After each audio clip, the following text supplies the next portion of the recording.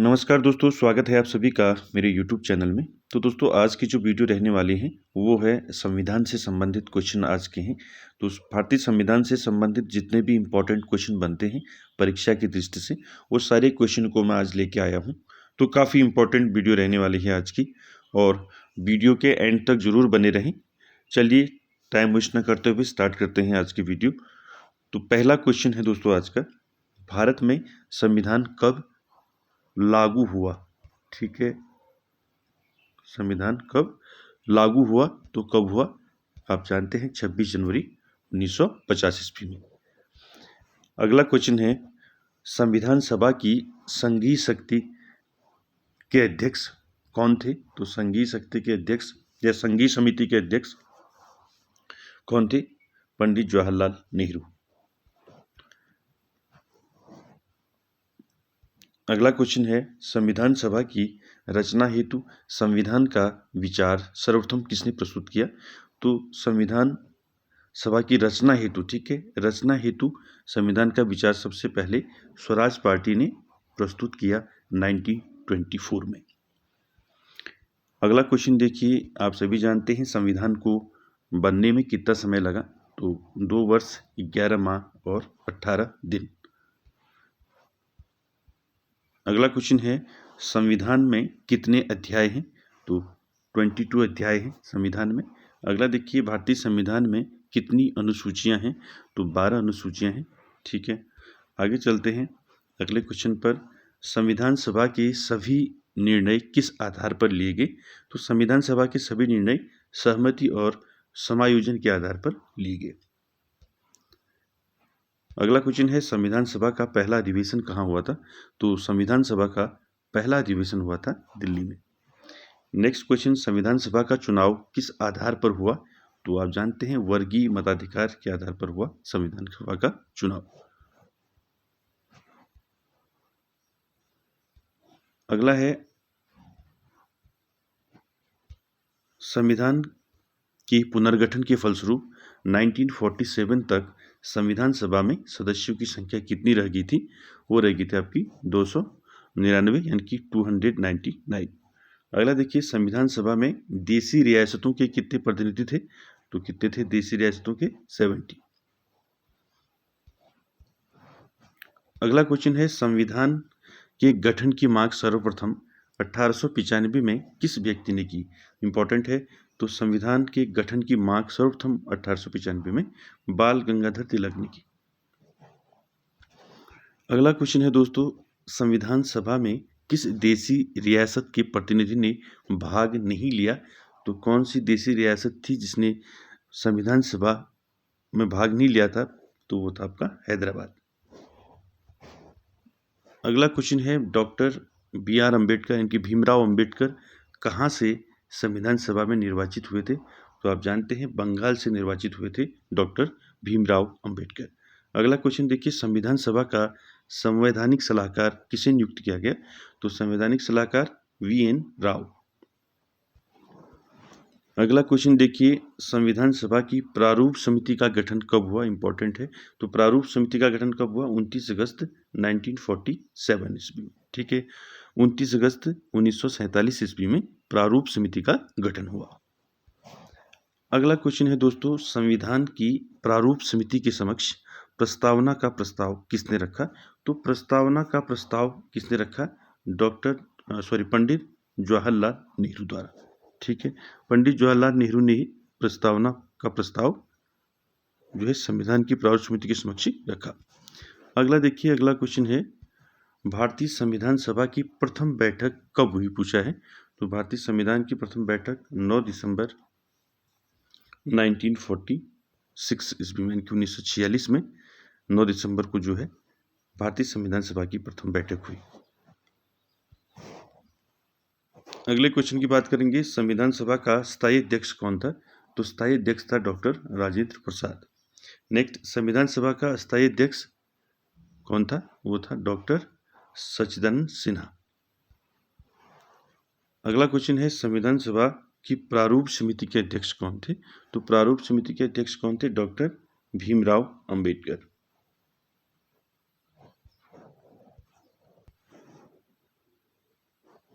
उसके बाद देखिए अगला, संविधान सभा का औपचारिक रूप से प्रतिपादन किसने किया?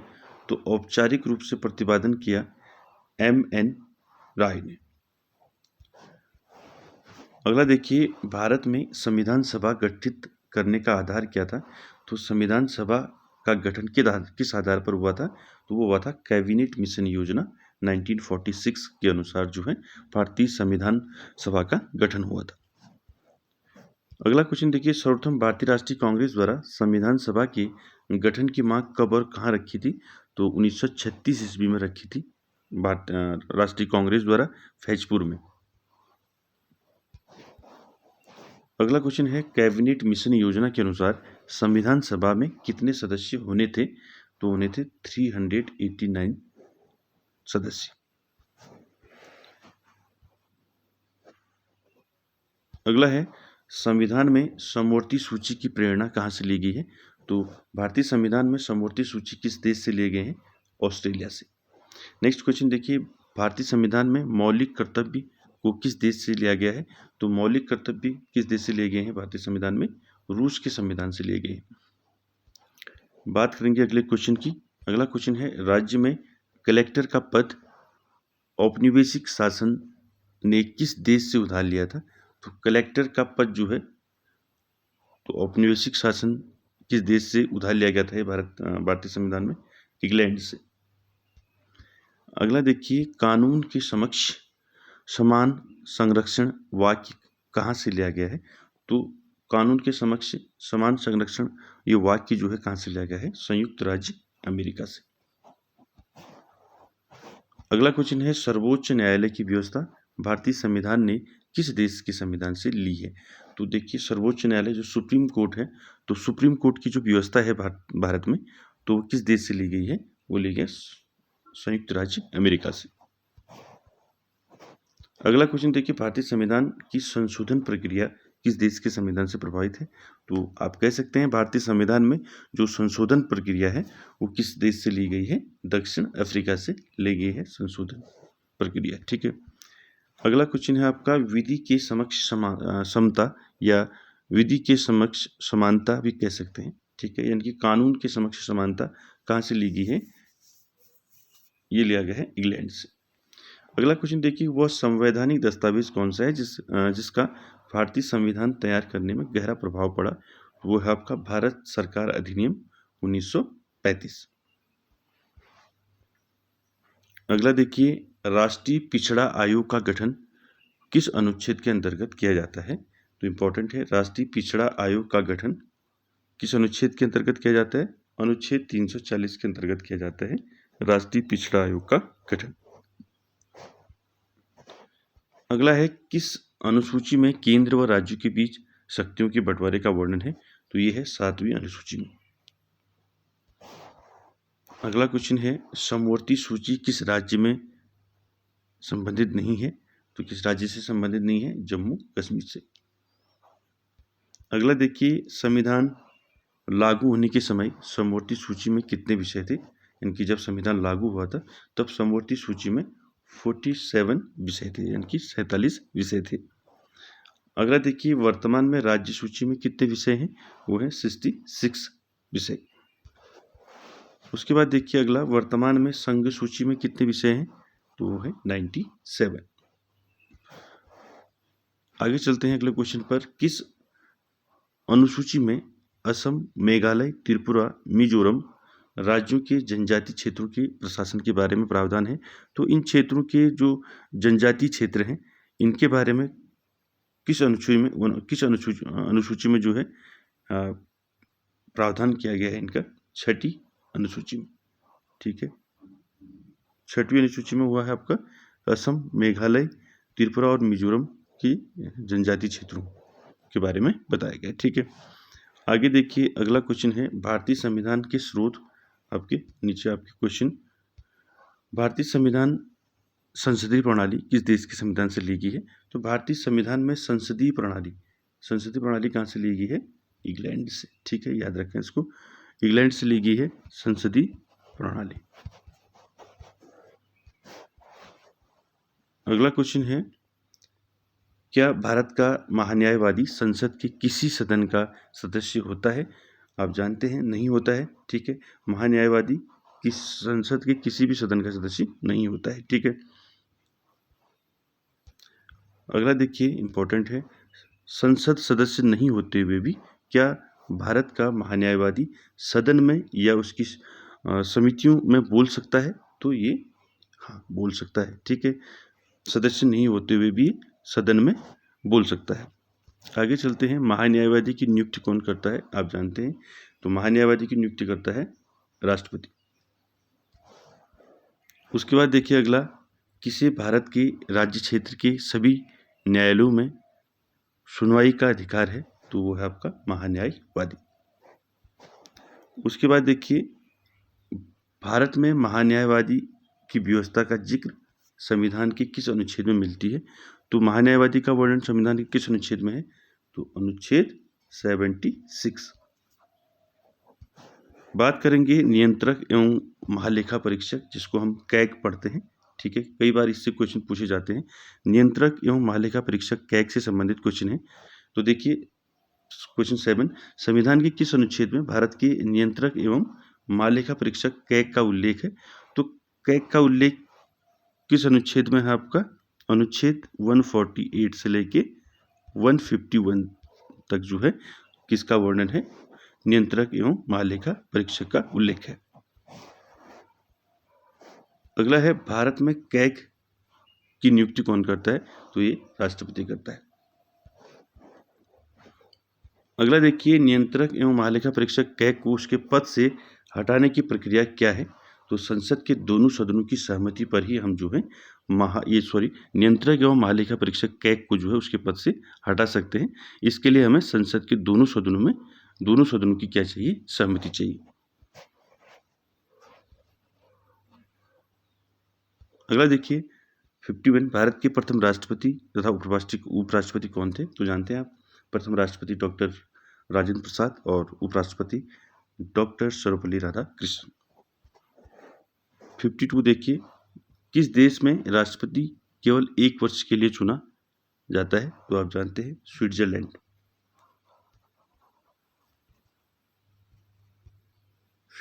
ठीक है।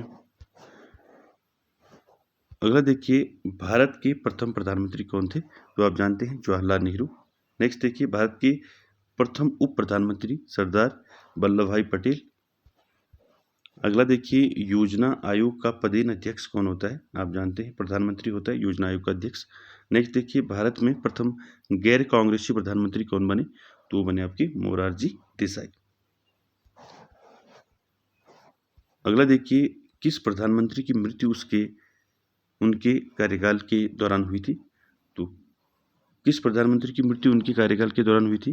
जवाहरलाल नेहरू, लाल बहादुर शास्त्री और इंदिरा गांधी।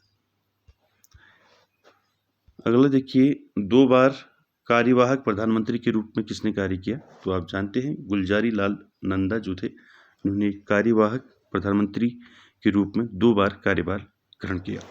अगला देखिए, प्रधानमंत्री पद पर सबसे कम समय के लिए कौन आसीन रहे? तो वह है चौधरी चरण सिंह। अगला क्वेश्चन है, देखिए सबसे कम उम्र और सबसे अधिक उम्र में भारत के प्रधानमंत्री का पद क्रमशः किसने संभाला? तो सबसे कम उम्र और सबसे अधिक उम्र, ठीक है। तो सबसे कम उम्र में प्रधानमंत्री कौन बने थे? राजीव गांधी, ठीक है। और सबसे अधिक उम्र में कौन बने थे? मोरारजी देसाई। उसके बाद देखिए, प्रधानमंत्री पद त्याग करने वाला पहला व्यक्ति कौन है? तो देखिए, प्रधानमंत्री पद से पद त्याग करने वाला पहला व्यक्ति मोरारजी देसाई।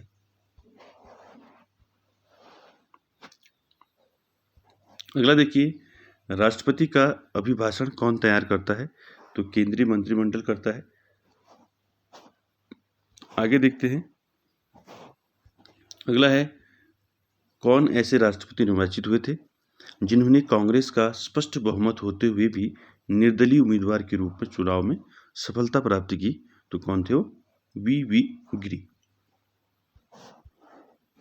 अगला इंपॉर्टेंट है, ऐसे राष्ट्रपति जो एक बार चुनाव में पराजित हुए तथा बाद में निर्विरोध निर्वाचित हुए, वो थे आपके नीलम संजीव रेड्डी। अगला देखिए 45, भारत के कौन कौन राष्ट्रपति पूर्व में उपराष्ट्रपति के पद पर नहीं रहे हैं? वो हैं आपके डॉक्टर राजेंद्र प्रसाद, फरुखुद्दीन अली अहमद, नीलम संजीव रेड्डी और ज्ञानी जैल सिंह। अगला है आपका भारत के प्रथम दलित वर्ग के राष्ट्रपति पूछा है, तो कौन थे? Doctor KR Narayan. ठीक है, डॉक्टर KR नारायण जो थे आपके प्रथम दलित वर्ग के राष्ट्रपति थे। अगला क्वेश्चन, भारत के किन दो राष्ट्रपति की मृत्यु अपने कार्यकाल के दौरान हुई? तो वो थे जाकिर हुसैन और फरुखुद्दीन अली अहमद। अगला देखिए, भारत के किस राष्ट्रपति का कार्यकाल सबसे कम रहा? तो कौन से राष्ट्रपति जिनका कार्यकाल सबसे कम रहा? डॉक्टर जाकिर हुसैन। उसके बाद देखिए, राष्ट्रपति के पद पर सबसे कम तथा सबसे अधिक आयु में कौन आसीन रहे? देखिए, राष्ट्रपति पद पर सबसे कम समय तथा सबसे अधिक आयु, ठीक है, राष्ट्रपति पद पर सबसे कम तथा सबसे अधिक आयु में, सबसे कम आयु में नीलम संजीव रेड्डी और सबसे अधिक आयु में आपका R वेंकट रमन जो थे सबसे अधिक उम्र में आसीन हुए थे राष्ट्रपति पद पर। अगला देखिए, अब तक कितनी बार राष्ट्रीय आपातकाल की घोषणा राष्ट्रपति ने की है? तो 3 बार राष्ट्रीय आपातकाल लगा है, 1962, 1971 और 1975। नेक्स्ट है, जनहित याचिका किस न्यायालय में दायर की जा सकती है? तो इम्पोर्टेंट है, जनहित याचिका किस न्यायालय में दायर की जा सकती है? उच्चतम न्यायालय और उच्च न्यायालय दोनों, ठीक है, हाई कोर्ट और सुप्रीम कोर्ट दोनों में हम जो है जनहित याचिका दायर कर सकते हैं। अगला देखिए, भारत में मताधिकार के लिए कितनी आयु सीमा निर्धारित की गई है? तो आप जानते हैं 18 वर्ष। अगला देखिए, भारतीय संघ की राजभाषा क्या है? आप जानते हैं हिंदी। अगला देखिए, भारतीय संविधान का निर्माण एक संविधान सभा द्वारा कितने दिन में किया गया था? ठीक है, तो भारतीय संविधान का निर्माण एक संविधान द्वारा कितने दिन में कराया गया था? 2 वर्ष 11 माह 18 दिन। अगला देखिए, अगला है, विश्व का सबसे लंबा लिखित संविधान किस देश का है? तो है भारत का संविधान जो है, ठीक है। उसके बाद देखिए, अगला, संविधान में प्रथम संशोधन कब हुआ था? तो हुआ था 1951 में प्रथम संशोधन भारतीय संविधान में हुआ था। अगला देखिए, भारत का पहला आम बजट 1952 में किसने प्रस्तुत किया था? इम्पोर्टेंट है, तो भारत का पहला आम बजट 1952 में PK षणमुखम शेट्टी ने इसको प्रस्तुत किया था। अगला है, भारतीय संविधान में किस अनुच्छेद को संविधान की आत्मा के नाम से जाना जाता है? तो संविधान की आत्मा किस अनुच्छेद को कहा जाता है? अनुच्छेद 32, ठीक है, अनुच्छेद 32 को भारतीय संविधान की आत्मा कहा जाता है। आगे देखिए, प्रधानमंत्री का सचिवालय किसके अधीन होता है? वो होता है गृह मंत्रालय के अधीन। अगला क्वेश्चन है, भारत का मैग्ना कार्टा संविधान के किस भाग को कहा जाता है? इम्पोर्टेंट है, भाग 3 को जो है भारतीय संविधान का मैग्ना कार्टा कहा जाता है, मोस्ट इम्पोर्टेंट, ठीक है। भारत का मैग्ना कार्टा संविधान के किस भाग को कहा जाता है? भाग 3 को कहा जाता है भारत का मैग्ना कार्टा। उसके बाद देखिए, जब भारत स्वतंत्र हुआ उस समय ब्रिटेन के प्रधानमंत्री कौन थे और किस पार्टी की सरकार थी? ठीक है, तो जब भारत स्वतंत्र हुआ तो ब्रिटेन के प्रधानमंत्री थे आपके क्लीमेंट एटली और किस पार्टी के थे? लेबर पार्टी के। अगला है, भाषा के आधार पर पहला कौन सा राज्य गठित किया गया? इंपॉर्टेंट है, आंध्र प्रदेश भाषा के आधार पर गठित होने वाला पहला राज्य। अगला है, दादरा और नगर हवेली भारत में शामिल होने से पूर्व किसके उपनिवेश थे? ये हैं पुर्तगाल के उपनिवेश थे। अगला देखिए, अगला क्वेश्चन है, विदेशी नागरिकों को भारत की नागरिकता प्रदान करने की आवश्यक शर्त क्या है? 10 वर्ष तक भारत में निवास, ठीक है। नेक्स्ट देखिए, भारत में किस राज्य के लोगों को दोहरी नागरिकता प्राप्त है? वो है जम्मू कश्मीर। देखिए, मौलिक अधिकार कितने हैं आपके? 6। अगला देखिए, संविधान में कितने मूल कर्तव्य का उल्लेख किया गया है? तो 11। उसके बाद देखिए, संघीय कार्यपालिका की शक्ति किस में निहित है? तो संघीय कार्यपालिका की शक्ति जो है राष्ट्रपति पर या राष्ट्रपति में निहित होती है। उसके बाद देखिए राष्ट्रपति और उपराष्ट्रपति के चुनाव संबंधी विवाद कौन सुलझाता है? तो राष्ट्रपति और उपराष्ट्रपति के चुनाव संबंधी जो विवाद होते हैं उसको सुप्रीम कोर्ट सुलझाता है, ठीक है, सर्वोच्च न्यायालय। अगला देखिए राष्ट्रपति के चुनाव में कौन भाग लेता है? तो राष्ट्रपति के चुनाव में कौन भाग लेता है? आप जानते हैं संसद और राज्य विधानसभाओं के सदस्य। अगला देखिए भारत का सर्वोच्च सेनापति कौन होता है? राष्ट्रपति होता है, ठीक है। नेक्स्ट, संसद की स्वीकृति के पश्चात राष्ट्रपति शासन कितने दिन प्रभावी रहता है? तो 6 माह तक प्रभावी रहता है संसद की स्वीकृति के पश्चात, ठीक है। अगला देखिए सार्वजनिक धन का संरक्षक किसे कहा जाता है? तो सार्वजनिक धन का संरक्षक कहा जाता है नियंत्रक महालेखा परीक्षक, इंपॉर्टेंट है। अगला देखिए अगला है संविधान के किस अनुच्छेद के अंतर्गत राज्य सरकार को ग्राम पंचायत के संगठन या गठन का निर्देश दिया गया है? तो ग्राम पंचायत का उल्लेख जो है किसमें है? आपका अनुच्छेद 40 में है, आपका ग्राम पंचायत, ठीक है, याद रखें इसको। ग्राम पंचायत का गठन कितने में है? अनुच्छेद 40 में। आगे देखिए वर्तमान में संविधान में कितनी अनुसूचियां हैं? 12 हैं। अगला देखिए संविधान की द्वितीय अनुसूची का संबंध किससे है? वो है महत्वपूर्ण पद अधिकारियों वेतन भत्तों से, ठीक है। अगला देखिए कौन सी अनुसूची में 22 भाषाओं को मान्यता दी गई है? तो 8वीं अनुसूची में है आपकी 22 भाषाओं का वर्णन। अगला देखिए दल बदल के आधार पर निर्वाचित सदस्यों की अयोग्यता संबंधी विवरण किस अनुसूची में है? तो वह दल बदल संबंधी प्रावधान किस में है आपका? किस अनुसूची में है? ये है 10वीं अनुसूची में, ठीक है। अगला क्वेश्चन है संविधान की 6ठी अनुसूची किस राज्य में लागू नहीं होती है? वह है मणिपुर। अगला देखिए किस राज्य के आरक्षण विधेयक को 9वीं अनुसूची में सम्मिलित किया गया है? तो वह है आपका तमिलनाडु। उसके बाद देखिए भारतीय संविधान में कौन सी अनुसूची राज्य में नामों की सूची तथा राज्य क्षेत्रों का ब्यौरा देती है? वो है पहली अनुसूची। नेक्स्ट, भारतीय संविधान में 9वीं अनुसूची परिवर्तित हुई है प्रथम संशोधन द्वारा। अगला है संविधान के किस अनुच्छेद में संघ और राज्यों के लिए लोक सेवा आयोग का प्रावधान है? तो संघ और राज्यों के लिए लोक सेवा आयोग का प्रावधान है अनुच्छेद 315 में। नेक्स्ट देखिए किस अनुच्छेद के अंतर्गत हिंदी भाषा को राजकीय भाषा घोषित किया गया? आप जानते हैं अनुच्छेद 343A, ठीक है। नेक्स्ट है संविधान के किस अनुच्छेद के तहत अनुसूचित जनजातियों के लिए एक राष्ट्रीय आयोग के गठन का प्रावधान है? तो अनुसूचित जनजातियों के लिए राष्ट्रीय आयोग का गठन संविधान के किस अनुच्छेद के अंतर्गत आता है? अनुच्छेद 338A के अंतर्गत आता है अनुसूचित जनजाति, ठीक है। ST शेड्यूल ट्राइब की बात कर रहे हैं, ठीक है। शेड्यूल ट्राइब के लिए आपका किस अनुच्छेद में वर्णन है आपका गठन का? वो है अनुच्छेद 338A। उसके बाद देखिए संसद को संविधान संशोधन का अधिकार किस अनुच्छेद में है? तो देखिए संविधान संशोधन जो है कौन से अनुच्छेद में है आपका? 368 में। इंपॉर्टेंट है, कई बार पूछा है। आगे देखिए अगला है संविधान के किस अनुच्छेद के अंतर्गत संविधान की प्रक्रिया का उल्लेख है? वो है अनुच्छेद 356। अगला है संविधान के किस अनुच्छेद में मंत्रिमंडल शब्द का प्रयोग संविधान में एक बार हुआ है? तो वह है अनुच्छेद 352। अगला देखिए जम्मू कश्मीर को किस अनुच्छेद के अंतर्गत विशेष दर्जा प्राप्त है? तो अनुच्छेद 370, ठीक है, ये अब हट चुका है, ठीक। आगे चलते हैं। अनुच्छेद 356 का संबंध किससे है?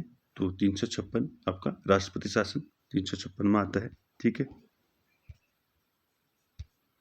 आगे देखिए संविधान के किस अनुच्छेद के अंतर्गत राष्ट्रपति जो है लोकसभा भंग कर सकता है? तो राष्ट्रपति लोकसभा को भंग कर सकता है, यह किस अनुच्छेद में है? अनुच्छेद 85 में। अगला देखिए किस अनुच्छेद में संसद के संयुक्त अधिवेशन का प्रावधान है? तो संयुक्त अधिवेशन अनुच्छेद 108, ठीक है, इंपॉर्टेंट है, कई बार पूछे गए हैं क्वेश्चन, इनको ध्यान से देखिए। अगला देखिए संविधान के किस अनुच्छेद में धन विधेयक की परिभाषा दी गई, यानी कि धन विधेयक कौन से अनुच्छेद में आता है आपका? अनुच्छेद 110 में, ठीक है। अनुच्छेद 110 में जो है धन विधेयक का वर्णन है।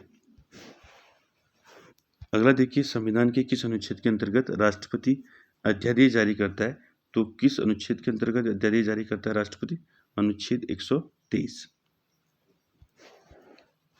अगला देखिए, संविधान के किस अनुच्छेद में सर्वोच्च न्यायालय के न्यायाधीश पर महाभियोग चलाया जा सकता है? तो सर्वोच्च न्यायालय के न्यायाधीश पर महाभियोग संविधान के किस अनुच्छेद के अंतर्गत लगता है? वो है अनुच्छेद 124। अगला है, राष्ट्रपति किस अनुच्छेद के अंतर्गत सर्वोच्च न्यायालय से परामर्श मांग सकता है? तो सर्वोच्च न्यायालय से परामर्श मांग सकता है राष्ट्रपति, ये किस अनुच्छेद में है? अनुच्छेद 233। अगला देखिए, किस अनुच्छेद के अंतर्गत केंद्र के पास अवशिष्ट शक्तियां हैं? तो वो है आपका अनुच्छेद 248। अगला देखिए, किस अनुच्छेद के अंतर्गत किस अनुच्छेद में अंतर्राष्ट्रीय समझौते लागू करने के लिए शक्ति प्रदान की गई है? वो है अनुच्छेद 253। अगला है, भारतीय संविधान में कुल कितने अनुच्छेद हैं? तो 444 अनुच्छेद हो चुके हैं अब, ठीक है। उसके बाद भारतीय संविधान के किस अनुच्छेद में लिखा है कि भारत राज्यों का एक संघ होगा? तो ये अनुच्छेद 1 में है, काफ़ी इंपॉर्टेंट है, ये कई बार परीक्षाओं में पूछा जा चुका है। अगला है, किस अनुच्छेद में नागरिकों को मौलिक अधिकार प्रदान किए गए हैं? तो मौलिक अधिकार संविधान के किस अनुच्छेद में है? आप जानते हैं, अनुच्छेद 12 से 35 के बीच में क्या है आपका मौलिक अधिकार। अगला है देखिए, किस अनुच्छेद में नागरिकता संबंधी प्रावधान है? तो नागरिकता संबंधी प्रावधान अनुच्छेद 5 से 11। अगला देखिए, नौकरियों तथा शैक्षणिक संस्थाओं में समाज के कमजोर वर्गों के लिए आरक्षण उपलब्ध कराने के लिए केंद्र सरकार ने कौन सा अनुच्छेद अधिकार प्रदान करता है? तो वह है अनुच्छेद 16। अगला है, संविधान के किस अनुच्छेद में राज्य में नीति निर्देशक तत्वों का उल्लेख है? तो राज्य के नीति निर्देशक तत्वों का उल्लेख संविधान के किस अनुच्छेद में है?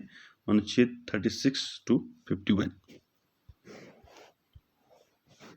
अगला है, भारतीय संविधान के किस अनुच्छेद में कल्याणकारी राज्य की अवधारणा वर्णित है? तो कल्याणकारी राज्य की अवधारणा भारतीय संविधान के किस अनुच्छेद में है? अनुच्छेद 39 में। अगला क्वेश्चन है दोस्तों, संविधान के किस अनुच्छेद के अंतर्गत भारत में राष्ट्रपति पर महाभियोग चलाया जा सकता है? इंपॉर्टेंट है। तो भारत में राष्ट्रपति पर महाभियोग कौन से अनुच्छेद में लगता है? अनुच्छेद 61 में लगता है, ठीक है, याद रखें। इसके बाद देखिए, किस अनुच्छेद में मंत्रीगण सामूहिक रूप से लोकसभा के प्रति उत्तरदायी होते हैं? एक मिनट, ये आपका प्रिंट नहीं हुआ, ठीक है, तो इस क्वेश्चन का मैं आगे फिर अगले वीडियो में पिन कर दूंगा इसका आंसर लास्ट वाले का। तो ये थे दोस्तों आज के भारतीय संविधान के मोस्ट इम्पॉर्टेंट क्वेश्चन, यानी कि भारतीय संविधान के सिलेक्टेड क्वेश्चन कह सकते हैं, जो आगामी जो भी परीक्षाएं होने वाली हैं उन सभी के लिए आपके लिए इम्पोर्टेंट रहेंगे। और एक बार दोबारा इसको आप अच्छे से देख लें, और वीडियो अच्छी लगे तो like share comments subscribe share जरूर करें। Thank you very much.